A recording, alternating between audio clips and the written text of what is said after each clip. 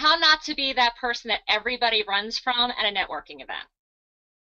Welcome to this next installment of Hannah's LinkedIn Power Tips. So Hannah, on LinkedIn, I've got this image in my mind of what you're talking about here, but what are we talking about here?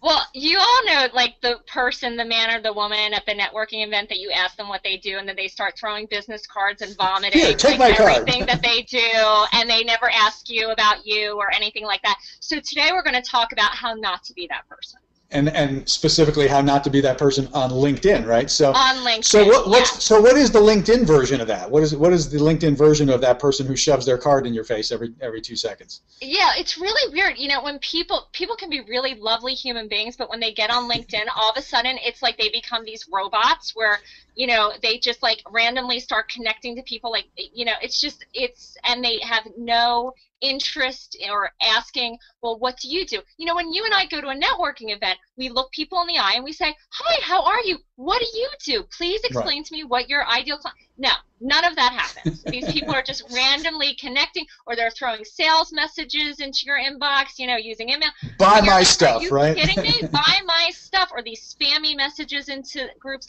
So I'm going to talk to you a little bit today about not doing that, because it's just all right, so let's dig into that a little bit then. So, sure.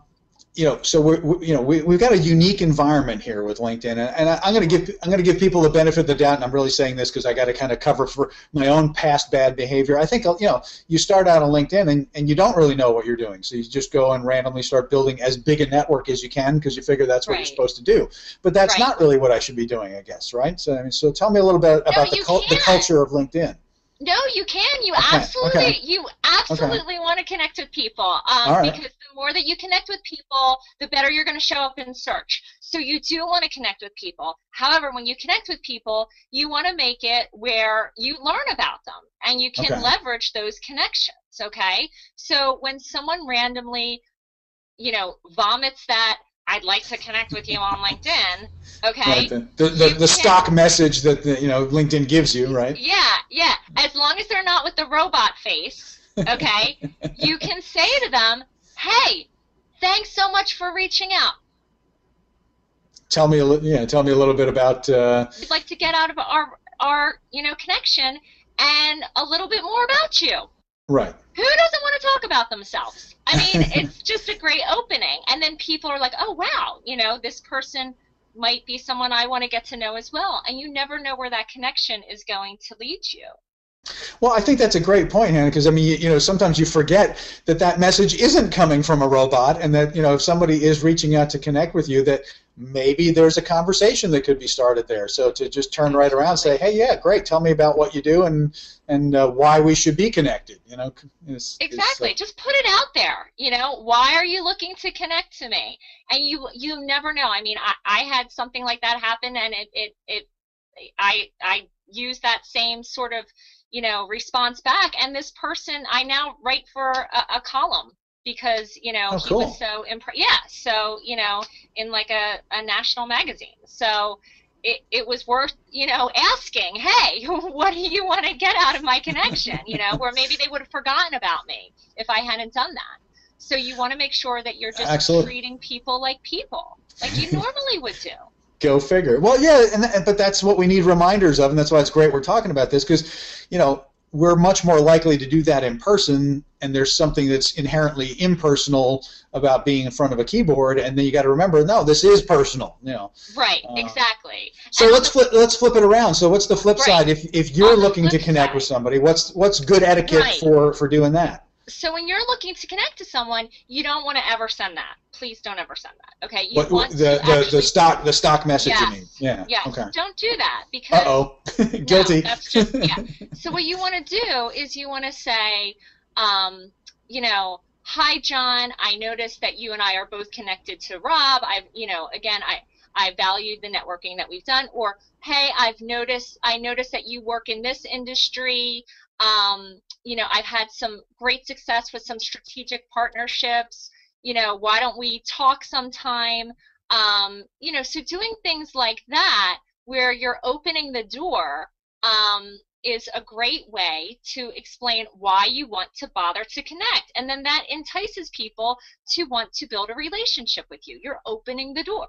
You know, you're not saying, I want to connect. Well, why? I mean, these people, again, they're busy. So if it's a prospect, you know, again, try to find some commonality or something like, hey, even if you know nothing about them, you don't have any shared connections, you can say, like, we both belong to this group. I thought there may be some value. I noticed you talked about this. You know, I've also, you know, had some success. Love to talk to you about it sometime. Or find something in their profile, within a group, within, you know, something, a status update that you can comment on that shows that you've taken the time to do your research. Well, exactly. You know, you hit the nail on the head for me there, which is at least show me that you've bothered to look at my profile rather than just, you know, you're just a random person who's just looking to randomly connect.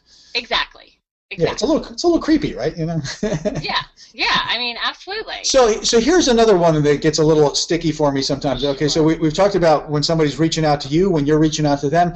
What about the third party kind of deal here, where somebody actually wants an introduction, or I want an introduction? I mean, give me some coaching tips here about how I can do that without seeming like I'm a stalker or I'm a user. Sure. Okay. So then, you know, if you find some people that are really, you know, could be great prospects for you, and they're connected with someone that you know really well, you can say, hey, Mark, I'd really love to be connected. I would love if you could introduce me to these few people. And you could, even if you're meeting a prospect for coffee or a strategic partner or something like that, you can search through their connections.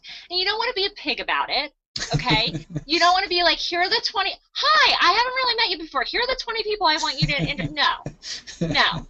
But what you can do is, after you've taken an interest with someone and you've had a relationship and a positive experience, you can say, hey, I'd really love to connect to, you know, John and Beth, and because blank, blank, and blank. So explain to them why you want to connect to them.